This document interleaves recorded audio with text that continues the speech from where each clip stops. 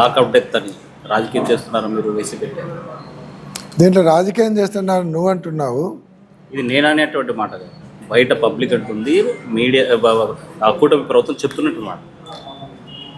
గంగమ్మను lockup death జరిగిందనేది ఇది మేము చెప్పేది కాదు. గంగమ్మ తరపున కోర్టులో వేసినారు, హైకోర్టులో వేసిన తర్వాత వాళ్ళ కుటుంబం తరపున వేసిన తర్వాత అప్పటికే గంగమ్మ ఉన్నటువంటి ఆయనకు సన్నిహితుడైనటువంటి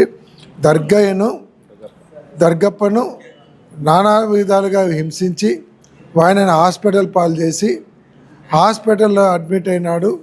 ఆయనతో స్టేట్మెంట్ తీసుకోండి అని ఇక్కడ ఉండేటువంటి మేజిస్ట్రేట్కు డైరెక్షన్ ఇచ్చింది, హైకోర్టు ఇచ్చింది. ఇది వాళ్ళు హైకోర్టులో ఫైల్ చేసినాక బయటకు వచ్చినటువంటి నిజాలు. దాన్ని మా పార్టీలో ఉన్నటువంటి దళిత నాయకులు అందరూ కూడా ఇది ఒక దళిత మహిళకు అన్యాయం జరిగింది కాబట్టి దీన్ని నిజాలు బయట తీయండి, ఈమె మరణం మీద అనుమానాలు ఉన్నాయి, ఖచ్చితంగా పోలీసుల వేధింపులతోనే చనిపోయింది, లేకుంటే అంతమంది పోలీసులు అంత హడావుడిగా దాదాపు 200 మంది 150 మంది పోలీసులు పోయి వాళ్ళే తీసుకుపోయి దహన సంస్కారాలు చేయాల్సినటువంటి అవసరం ఏముంది. ఒకవేళ దహన సంస్కారాలు చేయాలంటే దానికి ఒక ప్రాసెస్ ఉంది. ఆమె అనారోగ్యంతో చనిపోతే ఆ బాడీని ఇంటికి తీసుకుపోతారు, ఇంటికి తీసుకుపోయినాక బంధువులు అందరూ వస్తారు, ఆమెకు ఆ స్నానం చేయించడం కానీ ఇవన్నీ జరుగుతాయి. ఆ ప్రాసెస్ ఎంత అయిపోయిన తర్వాత ఒక పెట్టెలో తీసుకుపోయి లాంటి పాడి తీసుకుపోయి గ్రామస్తులందరూ తీసుకుపోయి దహన సంస్కారాలు చేయాలి. మరి పోలీసులు ఎందుకు హాస్పిటల్ టు బరియల్ గ్రౌండ్? దీంట్లో అనుమానాలు రావా? Simple logic. ఆ అనుమానాలు నివృత్తి చేయడానికే కుటుంబ సభ్యులను పరామర్శించి నిజాలు తెలుసుకున్నారు.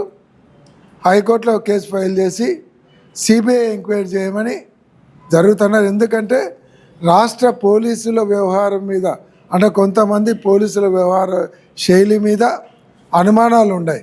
ఎందుకంటే నిన్న సాయికృష్ణది ఒక ఇష్యూ జరిగింది, ఈరోజు సిట్టు వాళ్ళు ఆయన సిఐని అరెస్ట్ చేసినారు కదా.